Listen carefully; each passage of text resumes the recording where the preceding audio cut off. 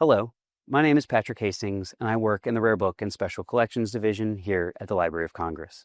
Today, I'd like to share with you a book titled Poems on Various Subjects, Religious and Moral, written by one of America's most prominent early poets, Phillis Wheatley. Born around 1755, Phillis Wheatley was taken from her family in West Africa and sold into enslavement when she was only 6 or 7 years old. We do not know her name prior to being enslaved, but she got her first name because she arrived in Massachusetts in 1761 on a ship called the Phyllis. And her last name, Wheatley, came from the well-to-do Boston family who enslaved her. When she married later in life, she became Phillis Wheatley Peters. As a young girl, Phillis demonstrated an aptitude for language, and the Wheatleys began teaching her to read and write. Within 16 months, she had mastered the English language and started writing poetry. By age 12, she was reading Latin and Greek. By age 14, she had published her first poem. In 1770, Phillis Wheatley wrote an elegy memorializing the famous English preacher George Whitefield. This poem was printed across the American colonies and was even published in London alongside the text of the sermon delivered at Whitefield's funeral. This poem brought Phillis Wheatley international acclaim.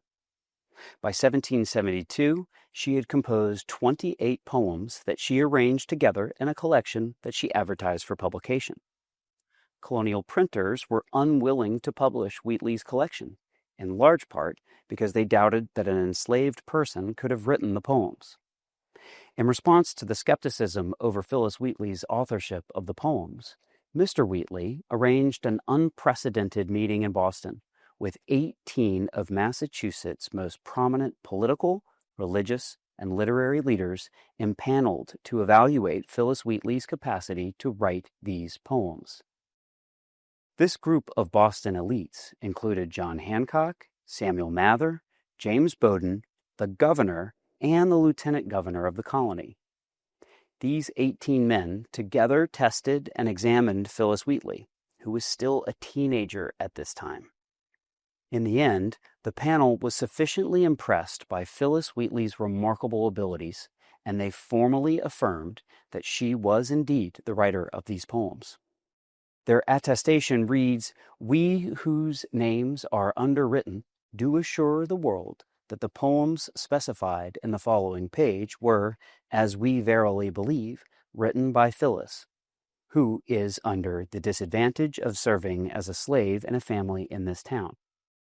She has been examined by some of the best judges and is thought qualified to write them." But even that was not enough to convince a publisher to bring Phillis Wheatley's collection into print, at least not in the American colonies.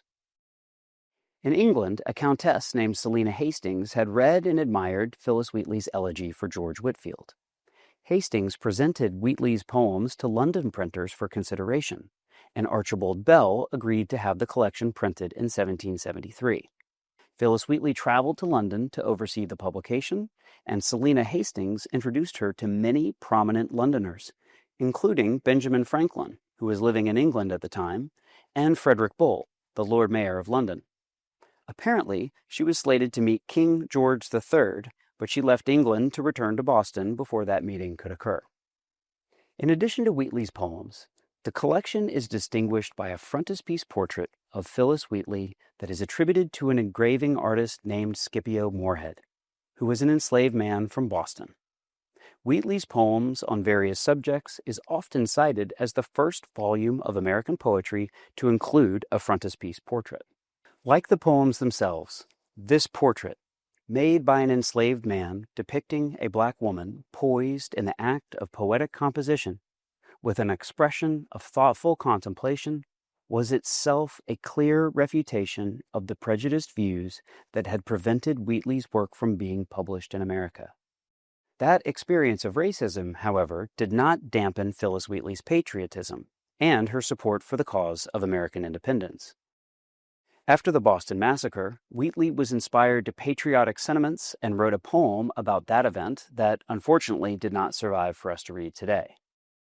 Later in the war, during the siege of Boston in 1775, Phillis Wheatley wrote a poem in honor of General George Washington and sent it to him at his encampment in Cambridge.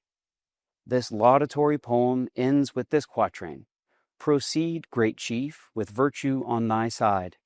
Thy every action let the goddess guide. A crown, a mansion, and a throne that shine with gold unfading, Washington, be thine.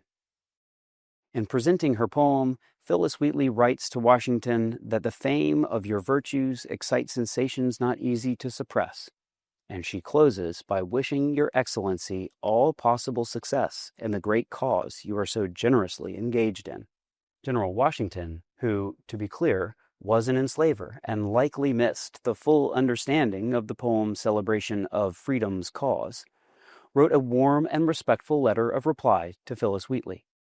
Washington writes, quote, I thank you most sincerely for your polite notice of me and the elegant lines you enclosed.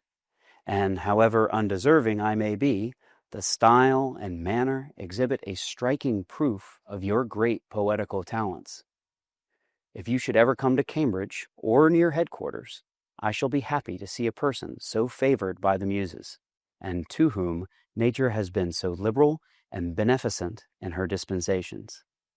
I am, with great respect, your obedient, humble servant, George Washington.